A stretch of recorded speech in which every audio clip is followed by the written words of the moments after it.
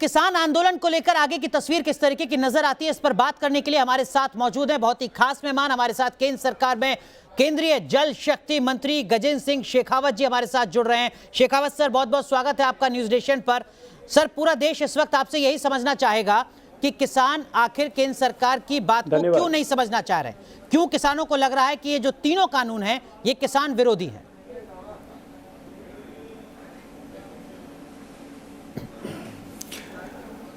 धन्यवाद। मैं आपको बताना चाहता हूं कि ये तीन किसान कृषि क्षेत्र में रिफॉर्म के जो कानून लाए गए, एपीएमसी को डीरेगुलेट करना,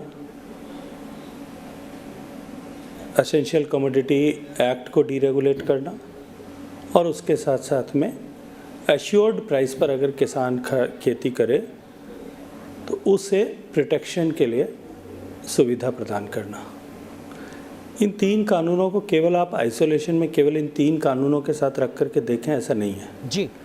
ये पूरी एक श्रृंखला जो माननीय मोदी जी के नेतृत्व में काम करने वाली सरकार ने पिछले कार्यकाल में और इस काल में जो कृषि के क्षेत्र को देखने का नज़रिया भारत में पिछले दशकों से था, प्रोडक्शन सेंट्रिक अप्रोच जो थी, उसको बदल करके कृषि क्षेत्र को प्रॉफिट सेंट्रिक अप्रोच के साथ देखना कि कृषि लाभकारी बने, किसान खुशहाल हो, किसान की आमदनी बढ़े, इस दृष्टिकोण से की गई पूरी श्रृंखला के एक हिस्से के रूप में देखा जाने की आवश्यकता है। जी सर।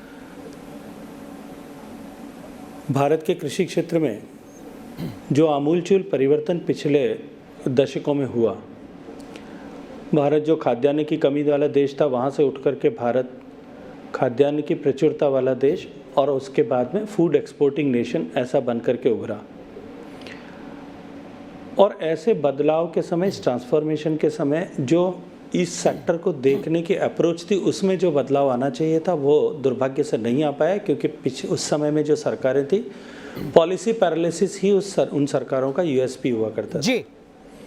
माननीय अटल जी की जब सरकार बनी तो अटल जी ने इस विषय को समझते हुए स्वामीनाथन साहब के नेतृत्व में कृषि आयोग की स्थापना की, लेकिन आयोग अपनी रिपोर्ट प्रस्तुत करता उससे पहले सरकार चली गई थी। सरकार बदलने के बाद में जब उन्होंने अपनी रिपोर्ट प्रस्तुत की, मैं प्रश्न करना चाहता हूं कि आज जो लोग किसान के हितैषी बनने का स्वांग कर रहे हैं, जो हितैषी होने का ढोंग कर रहे हैं, वो क्यों कर 6 साल 8 साल तक उनकी सरकार रहते हुए भी, रिपोर्ट आने के बाद में क्यों कर उस रिपोर्ट को तकिया बना करके सो रहे थे? बिल्कुल। और जो रिकमेंडेशन स्वामीनाथन आयोग ने की थी, उन रिकमेंडेशंस को लागू नहीं किया। बेशक उन्होंने अपने घोषणा पत्रों में उनका उल्लेख जरूर किया, ठीक है। और देखिए, अब जब उनको लागू कर दिया मोदी जी की सरकार ने, तो अपने घोषणा पत्र के उल्लेख से उलट राजनीति करने के लिए किसान के कंधे पे बंदूक रख के चलाने की कोशिश कर रहे हैं। 5 में से एक मामले में गड़बड़ी थी, हम यूपीए को भुला देते हैं सर कुछ वक्त के लिए। सीधा सवाल सर मेरा आपसे, अगर किसान, आपका नारा है कि सबका साथ सबका विकास, अगर देश का अन्नदाता कहता है कि इन तीनों कानूनों को वापस ले ले सरकार, दिक्कत क्या है सर?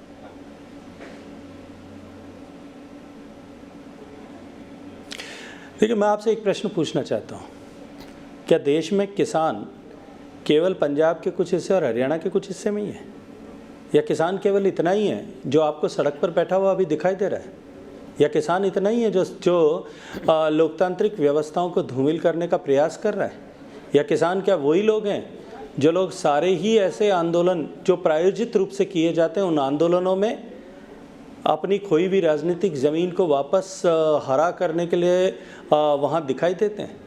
देश भर में 14 करोड़ से ज़्यादा किसान परिवार रहते हैं जी, और अभी प्रत्यक्ष को प्रमाण की आवश्यकता नहीं है। अभी राजस्थान में पंचायती राज के चुनाव हुए 3 दिन पहले, कल ही चुनाव संपन्न हुआ है।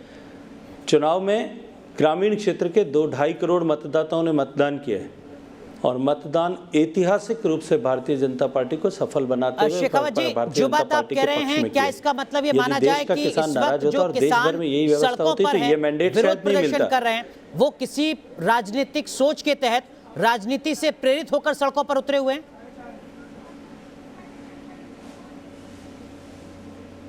निश्चित रूप से उनको अपनी राजनीति को चमकाने के लिए एक हथियार के रूप में इस्तेमाल किया जा रहा है, उनको बेवजह नॉन इशू को इशू बना करके भड़काया गया है, उनको गुमराह किया गया है। और मैं विश्वास के साथ में कह सकता हूं कि ये जो लोग गुमराह हुए हैं, ये निश्चित रूप से माननीय प्रधानमंत्री जी ने आज फिर एक बात दोहराया है कि हम कृषि क्षेत्र की दीवारों को समाप्त कर रहे हैं, हम उसके बीच में जो अवरोध हैं उसकी उन्नति के उनको समाप्त कर रहे हैं, उसमें ज़्यादा से ज़्यादा इन्वेस्टमेंट आए, सरकार के साथ में जो है उसमें प्राइवेट इक्विटी भी उसमें ज़्यादा से ज़्यादा आए, ताकि ये कृषि क्षेत्र खुशहाल हो सके।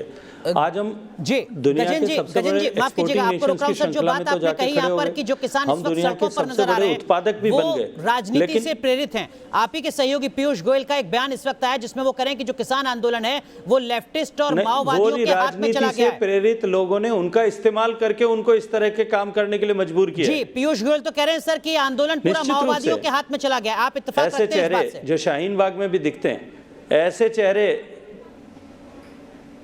निश्चित रूप से, ऐसे चेहरे जो शाहीन बाग में के आंदोलन में दिखाई देते हैं, ऐसे चेहरे जो सीएए के खिलाफ धरना प्रदर्शन करते हुए दिखाई देते हैं, ऐसे चेहरे जिन्होंने कभी शायद खेत में हल चलाना तो दूर, जिनको गेहूं और धान की बाली, गेहूं की बाली में भी फर्क पता नहीं चलता, वो लोग वहाँ किसान के नाम पर राजनीति कर रहे हैं। ये स्पष्ट प्रमाण है इस बात का कि आंदोलन को कुछ कतिपय ऐसे लोगों ने अपनी राजनीति को चमकाने के लिए एक टूल के रूप में इस्तेमाल किया है। ठीक है, लेकिन अब आगे की रणनीति केंद्र सरकार की क्या होगी? अलग अलग दौर की बातचीत हो चुकी है।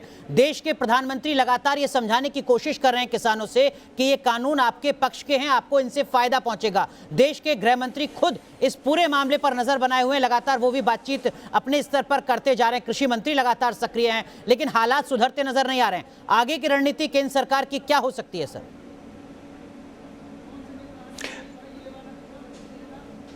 देखिए, रणनीति सिर्फ एक ही है कि हम बातचीत के जरिए इस बात को सुलझाना चाहते हैं, उनको समझाना चाहते हैं, उनके अगर कोई कन्फ्यूजन्स उनके मन में किए गए उनको समाप्त करना चाहते हैं। देश के किसान के हित से कोई भी समझौता किए बिना, समग्र देश के किसान के हितों से समझौता किए बिना जो भी कुछ बातचीत के रास्ते हैं, उन सब बातचीतों पर के रास्तों पर हम चलने के लिए तैयार थे, तैयार हैं और तैयार रहेंगे। सर 2015 में मैं आपको एक सांसद के तौर पर पिछले लंबे वक्त से देखता रहा हूं। 2015 में पार्लियामेंट में एक रिपोर्ट पेश की जाती है जिसमें ये कहा जाता है कि लगभग 6% ऐसे किसान हैं जिनको एमएसपी का लाभ मिल पाता है इस पूरे देश में। शांता कुमार की वो रिपोर्ट थी। क्या आपको लगता है कि देश में सिर्फ 6% किसानों को जब एमएसपी का लाभ मिलता है, उसके बाद भी इतने बड़े पैमाने पर एमएसपी को लेकर जो चर्चा हो रही है, क्या वास्तव में वो जायज़ है? क्या इन कानूनों के पारित होने के बाद, वजूद में आने के बाद इस देश में किसानों को एमएसपी नहीं मिलने वाला है?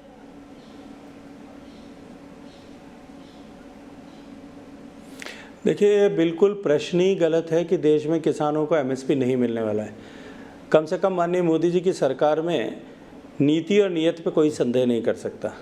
ये जो आज एमएसपी की दुहाई देने वाले लोग जो इस आंदोलन को हवा देने की कोशिश कर रहे हैं, मैं पूछना चाहता हूं कि आप आंकड़े उठा करके देखिए। जो आज शांता कुमार रिपोर्ट की बात करते हैं, उनसे भी कहना चाहता हूं कि वो रिपोर्ट उठाकर आज आंकड़े उठा करके देखिए कि 6 साल में माननीय मोदी जी के नेतृत्व में सरकार बनने के बाद में प्रोक्योरमेंट केवल एमएसपी नहीं बढ़ी है, प्रोक्योरमेंट जो है वो 30% से लेकर के कुछ कमोडिटी में, चने जैसी कमोडिटी में 3 लाख प्रतिशत तक बढ़ा है जी।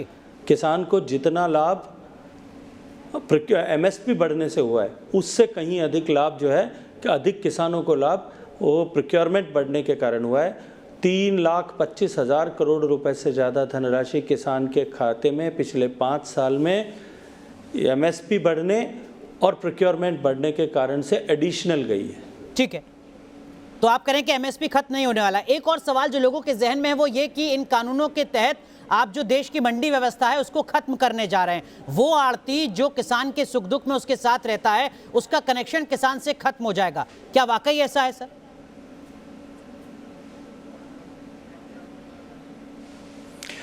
देखिए, मुझे लगता है कि जो लोग ऐसा कर रहे हैं वो, जैसा मैंने कहा, नॉन इशू को इशू बनाने की कोशिश कर रहे हैं। और दुर्भाग्य है कि वो जो लोग ऐसा कर रहे हैं, उन लोगों ने देश में पंजाब में वेजिटेबल्स को, जब वो सत्ता में थे, वेजिटेबल्स को डिनोटिफाई किया मंडी से। हमने कानून में स्पष्ट रूप से उल्लेख किया है कि मंडियां रहेंगी और आगे भी बनी रहेंगी, बदस्तूर काम करेंगी। केवल और केवल मंडी शुल्क जो लिया जाता है उसके बिना ही बाहर से भी, मंडी के बाहर से भी किसान बेचने के लिए स्वतंत्र है। ठीक है। मैं पूछना चाहता हूँ, यदि कोई प्रोसेसर किसान के खेत के पास सामने अगर कोई यूनिट लगी है, वहाँ वो प्रोसेसर को अपना सीधा अपना माल बेचना चाहता है, अपना उत्पाद बेचना चाहता है, उसके लिए क्यों ये मजबूरी बनाई जाए कि वो पहले मंडी में जाएगा, मंडी के व्यापारी को बेचेगा और व्यापारी ही वापस प्रोसेसर को बेचेगा? ठीक है, बिल्कुल। तो यहाँ पर आप ऑप्शन और ज्यादा देने की कोशिश सरकार की तरफ से जी, हमने मंडियों के मॉडर्नाइजेशन पे पैसा खर्च किया है। दो अहम बातें इस कानून को लेकर केंद्रीय मंत्री गजेंद्र सिंह शेखावत साहब आप कह रहे हैं, मार्केट यार्ड्स को आइडेंटिफाई करके उनके ऊपर भी जो है उनको भी पैसा देकर के स्ट्रेंथन करने की बिल्कुल। तो मंडियां खत्म नहीं होंगी, एमएसपी खत्म नहीं होगा। दो अहम बातें आप यहां पर कह रहे हैं। दो सीधे तौर पर आप आरोप भी लगा रहे हैं इस आंदोलन पर, यह कहते हुए कि ये पूरा आंदोलन लेफ्टिस्ट माओवादियों के हाथ में जा रहा है, ये पूरा आंदोलन पॉलिटिकल पार्टीज अपने एजेंडे के तहत चलाने की कोशिश कर रही हैं। बहुत बहुत शुक्रिया केंद्रीय मंत्री गजेंद्र सिंह शेखावत साहब आपका जुड़ने के लिए।